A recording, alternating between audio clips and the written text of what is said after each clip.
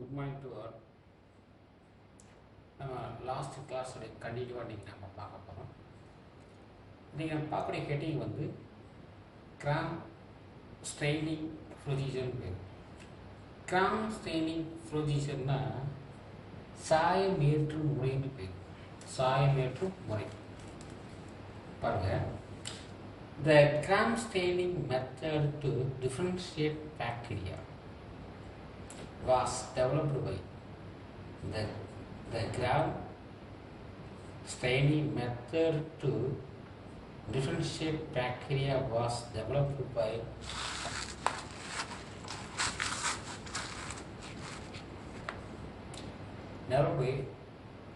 Danish physician Christian Gram in the year 1884. இந்த Christian gram சொல்லக்கூடிய ஒரு மருத்துவர், இவர் பிசிஷியன்னா மருத்துவர். இந்த இயர் 1884 இவர் என்ன பண்ணான்னு பார்த்தீங்கன்னா, பாக்டீரியாக்களை இனம் கண்டறிவதற்காக, அதாவது வேறுபடுத்தி காண்பதற்காக சாயம் ஏற்று முறையை கண்டுபிடித்தார். அதுதான் Gram staining procedure.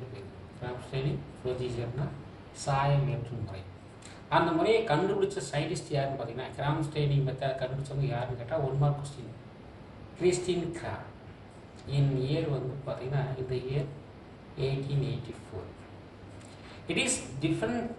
It is a differential staining procedure and it classifies bacteria into 2 classes. அந்த மாதிரி நம்ம சாயமற்ற முறையில் பாக்டீரியாவை பயன்படுத்தி 2 கிளாஸாக பிரிச்சுருக்காங்க.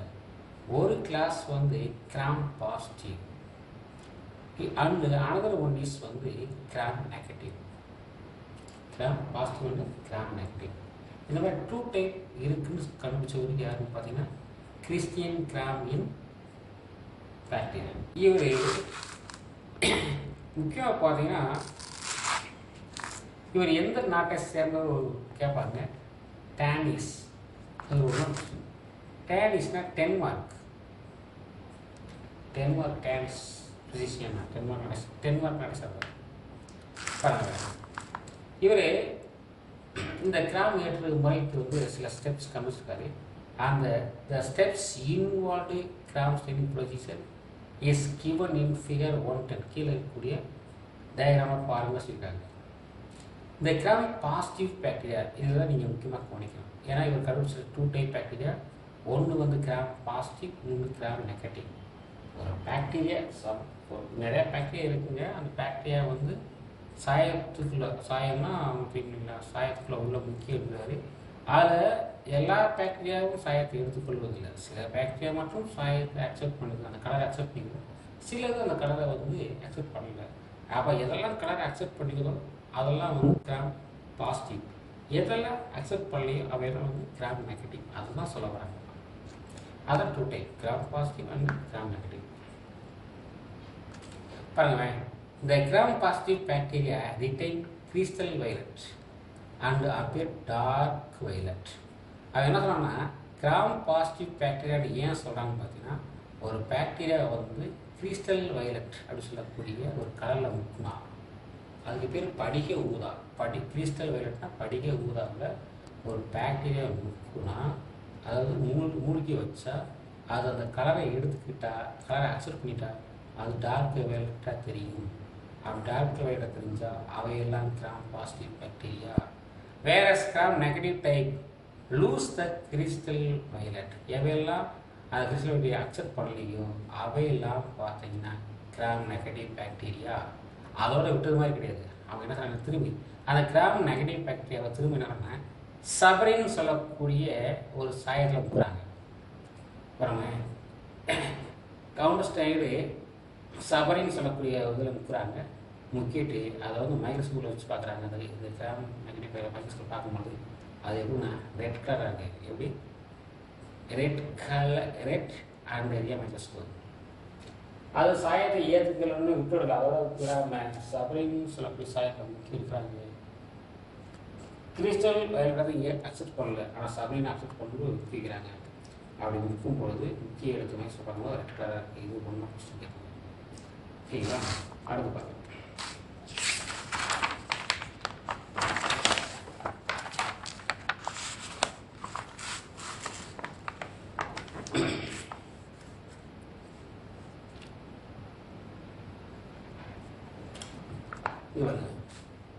Most of the Gram positive cell wall நல்லா கொடுத்தாங்க. Most of the Gram positive cell wall அப்படின்னா நிறைய கிராம் பாசிட்டிவ் பாக்டீரியா செல்வால் வந்து considerable amount of teichoic acid and teichuronic acid காணப்படும். கிராம் பாசிட்டிவ் பாக்டீரியா செல்வாலை எடுத்து பார்த்தா அதில் ரெண்டு அமிலம் காணப்படும். இதெல்லாம் சொல்லுவாங்க. கிராம் பாசிட்டிவ் பாக்டீரியா செல்வாலை எடுத்து பார்த்தா ரெண்டு அமிலம் காணப்படும். ஒன்று வந்து டெகாயிக் ஆசிட், இன்னொன்று teichuronic acid. And in addition they may contain polysaccharide. அதோடு சேர்ந்து வேறு என்னென்ன காணப்படும் பார்த்தீங்கன்னா பாலிசாக்கரைட் சொல்லக்கூடிய மாலிகுல்ஸும் காணப்படும். அதே நேரத்தில் இந்த கிராம் நெகட்டிவ் செல்வாலை எடுத்து பார்த்தீங்கன்னா அதில் 3 component that lie outside, அது பெப்டிடோ கிளைகான் லைகர். அதாவது பார்த்தீங்கன்னா அந்த கிராம் நெகட்டிவ் பாக்டீரியாவுடைய செல்வால் எடுத்து பார்த்தா அந்த செல்வாலில் அவுட் சைடு இந்த பாலி பெப்டிடோ கிளைகான் லேயருக்கு வெளியே லேயரில் லிபோ புரோட்டீன், அவுட்டர் மெம்பரில் லிபோ பாலிசாக்கரைட், இது 3 காணப்படும். இதில் கிராம் நெகட்டிவ் பாக்டீரியா செல்வால காணப்படும் சொல்கிறாங்க. Thus the different result in the Cram strain due to the differences in the structure and composition of cell wall figure 111. The difference between Cram positive and Cram negative here 1.6. என்ன சொல்கிறான்னு பார்த்தீங்கன்னா கீழே 2 cell wall கொடுக்கப்பட்டிருக்கு. இது வந்து gram positive bacteria cell wall, இது வந்து gram negative bacteria cell wall. இந்த செல்வால் எடுத்துக்கிட்டிங்கன்னா இது வந்து சாயம் ஏற்றுள்ளது. எந்த சாயத்தை ஏற்றிருக்கு? Crystal violet ஏற்றிருக்கு. இது கிறிஸ்டல் வயலட்டை அக்செப்ட் பண்ணல, சரிங்களா? அப்போ அதனால் இது நெகட்டிவ், இது பாசிட்டிவ். இந்த 2 செல்லோட டிஃப்ரென்ஸ் இந்த டயக்ராம் பார்த்துக்கலாம்னு சொல்லியிருக்காங்க, சரிங்களா? இப்போ பாருங்கள், முன்பக்கம் அது என்ன பாருங்க.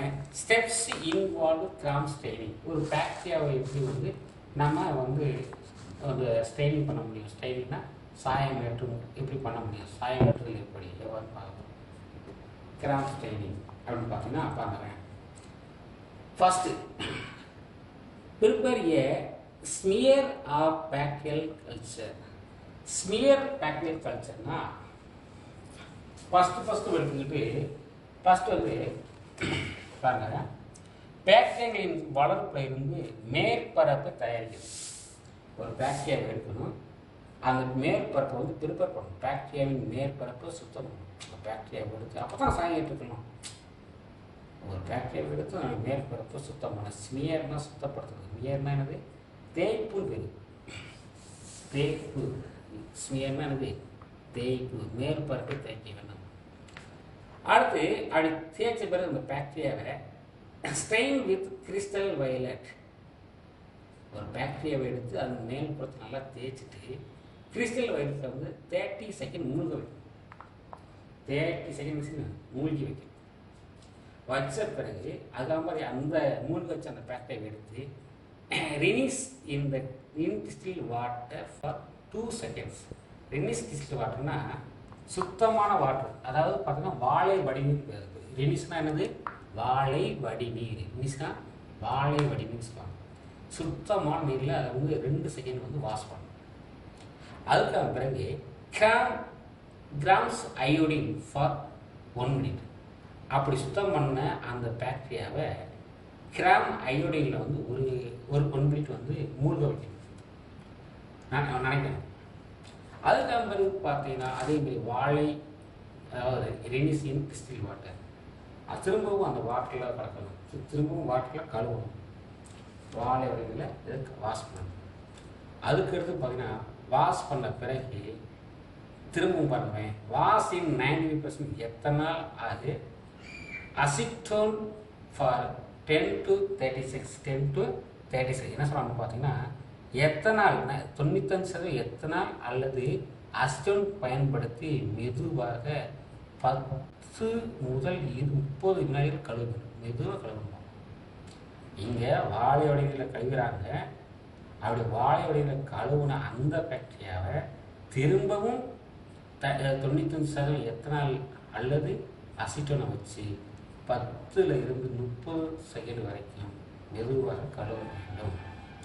அப்படி கழுவின பிறகு திரும்பவுமே ரேடியசியம் கிறிஸ்டில் வாட்டர் திரும்ப வாழை வண்டியில் அதை வாழையால் கழுவ வேண்டும்.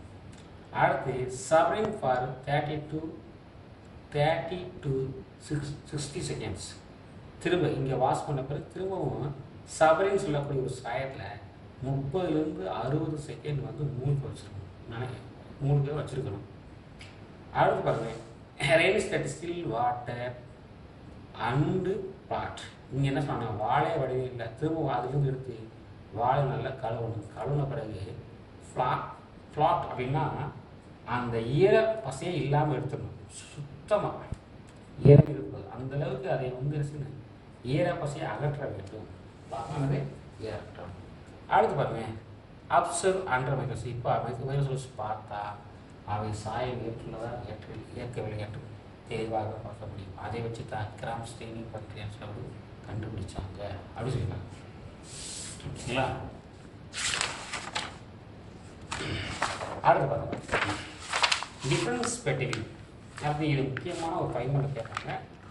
Difference between gram positive and gram negative bacteria. Difference between gram positive and gram negative bacteria பாருங்க. இதில் பார்த்தீங்கன்னா மொத்தம் கேரக்டர் பாருங்க, ஒரு 10 கேரக்டர் இருக்குது. செல்வால் ஒரு கேரக்டர். ரிஜிடிட்டி ஆஃப் செல்வால்னா கடினமான செல்வால் சொல்லக்கூடியது. கெமிக்கல் காம்போசிஷன், அவுட்டர் மெம்பரைன், அடுத்து ப்ரீ பிளாஸ்மிக் ஸ்பேஸ், அடுத்து என்னென்னா சக்சபிலிட்டி டு பென்சில், அடுத்து nutritional requirements, flagella, lipid and lipoproteins, அடுத்து லிபோபாலிசாக்கரைட்ஸ். இதெல்லாம் பார்த்தீங்கன்னா எதில் இருக்குன்னு பார்க்க போகிறோம். First cell wall. இப்போ கிராம் பாசிட்டிவ் பாக்டீரியா செல்வால் பார்த்தீங்கன்னா சிங்கிள் லேயராக இருக்குன்றாங்க. அந்த சிங்கிள் லேயரோட 0.15 UM to 0.12 UM அந்த செல்வோடைய தனிமை சொல்கிறாங்க. இங்கே பார்த்தீங்கன்னா ட்ரிபிள் லேயர் காணப்படும். அந்த triple layer 0.0075 UM to 0.012 UM திக்.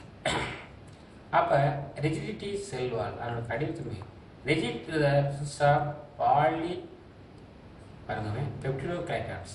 இங்கே செல்வால் எதனால் உருவாகிருக்குன்னு பார்த்தீங்கன்னா பெப்டிடோகிளைக்கானால் உருவாக்கப்பட்டது. 1 mark question. Gram positive bacteria cell wall மேடப்பாப்னு கேட்டேன், பெப்டிடோகிளைக்கான், அதனால அது கடினமாக இருக்குன்னு சொல்கிறாங்க. இங்கே பார்த்தீங்கன்னா elastic due to the presence of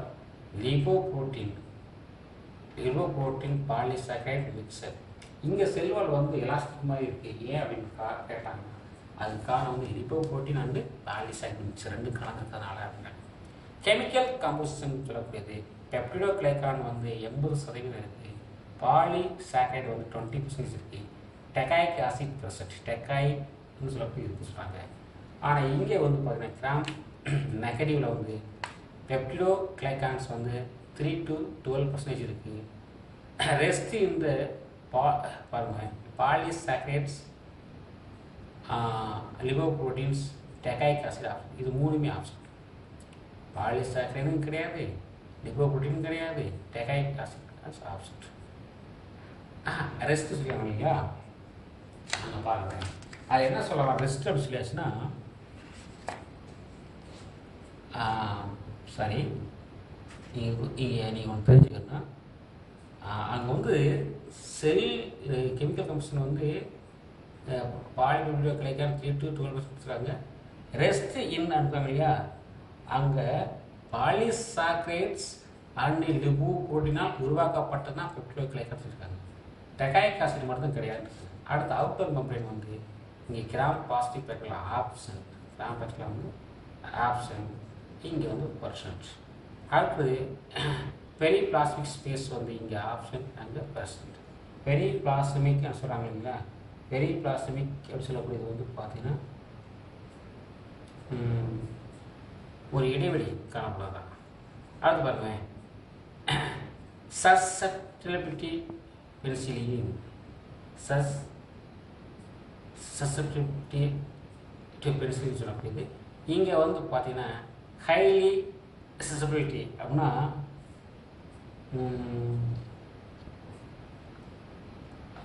pencil, அதாவது பென்சில் மூலமாக பாதிக்கக்கூடிய தன்மை. இங்கே பென்சில் மூலமாக அதிக அளவில் இங்கே பாதிப்பு ஏற்படுது. இங்கே வந்து குறைஞ்ச அளவில் தான் பென்சில் மூலம் பாதிப்பு ஏற்படுறாங்க. அதாவது லோ சஸ்பிலிட்டி சொல்லக்கூடியது. இங்கே எடிஷனல் ரெக்யர்மெண்ட்ஸ் வந்து பார்த்தீங்கன்னா இங்கே என்னது ரிலாக்டிவ் காம்ப்ளெக்ஸ், இங்கே ரிலாக்டிவ் சிம்பிள். அடுத்த ஃபிளெக்ஸில் வந்து பார்த்தீங்கன்னா கண்டென்ட் 2 ஃபேஷியல் பாடி ஆர்கன்ஸ், 2 ஃபேஷியல் பாடி, 2 வளையங்களால் ஆன அடித்திரள் உறுப்பு தான், அடித்திரள் உறுப்பு சொல்கிறாங்க. இங்கே வந்து கண்டென்ட் 4 ஃபேஷியல் பாடி திங்ஸ். இங்கே லிபிட் அண்ட் லிபோ ப்ரோட்டீன்ஸ் வந்து லோவாக இருக்குது, அங்கே ஹையாக இருக்குது.